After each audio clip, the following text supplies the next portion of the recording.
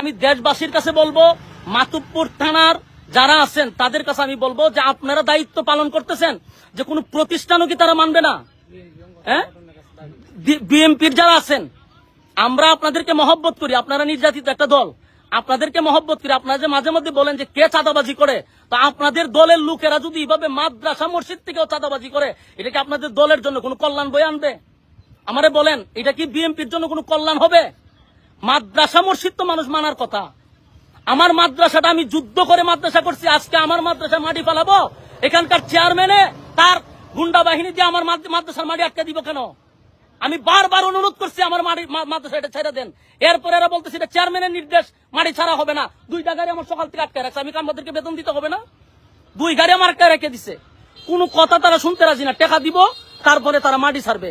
আমার প্রশ্ন হলো, আমি আমার আরেক জায়গার থেকে আমি আমার কিনা মাটি দানের মাটি আমি যদি মাদ্রাসাত পালাই, এখানে আমি কেন চাঁদা দিব? আমি মাতুব্বর সমস্ত বিএনপির যারা আছেন তাদেরকে অবগত করছি, এটা আপনাদের জন্য কোনো দিন শুভ হবে না। এটা আপনাদের জন্য বড় ধরনের একটা ক্ষতি হয়ে দাঁড়াবে। আমি আপনাদেরকে এটা অবগত করার জন্য বিএনপির যারা আছেন মাতুব্বর থানার, আপনাদের কাছে আমি বিচার দিলাম। আমার মাদ্রাসা মসজিদ কোনো কিছু তারা মানতেছে না, সব জায়গাতে তাদের চাঁদা নিতে হবে। এর আগেও আমার মাদ্রাসাতে চাঁদা নিছে, 20,000 টাকা দিছি, এটা তার খুশি হয় নাই, এই জন্য আমার মাদ্রাসার মাটি আটকে দেওয়া হয়েছে। আমি আপনাদের কাছে বিচার দিছি। আমি টিউনু সাহেবের সাথে ইনশাল্লাহ কথা বলছি, আমি মাতুব্বর যাইতেছি, সমন্বয়কদের সাথে কথা বলছি, ওখানকার আইন শৃঙ্খলা বাহিনীর সাথে কথা বলছি। আমার তারা আশ্বস্ত দিছে যে আপনি আসেন, এটা আমরা দেখতেছি। তো আমি বিষয়গুলো আপনাদেরকে জানাইছি। মেহেরবানি করে আপনারা ভিডিওটা সর্বোচ্চ শেয়ার করবেন, তাদের মুখোশটা উন্মোচন করা দরকার। আমার ক্ষতি করতে পারে তারা, এই লাইভের পরে আমার ক্ষতি করতে পারে। আমি দেশবাসীকে আবারও বলছি, এই চেয়ারম্যান আমার ক্ষতি করতে পারে। আমার যদি কোনো ধরনের ক্ষতি হয়, বুঝবেন এরা জড়িত। আমার পান্নাসির ভয় আছে, আমার যে কোনো সময় তারা আমার হামলা করতে পারে, আমার প্রাণের উপরে তারা হামলা করতে পারে। শাহজাহানপুর পারভেজ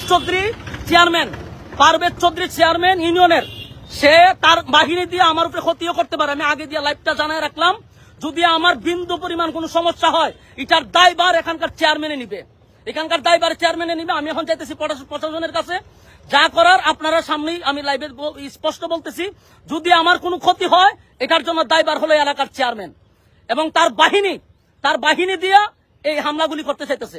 এরা যে কোনো সময় আমার উপরে হামলা করার জন্য প্রস্তুত। আপনাদেরকে আমি এটা জানাইলাম, ভবিষ্যতে যদি আমার কোনো সমস্যা হয়, আমি আগে দিয়ে এটা প্রমাণ স্বরূপ রাখলাম যে আমার ক্ষতি এই চেয়ারম্যানে করার সম্ভাবনা আছে।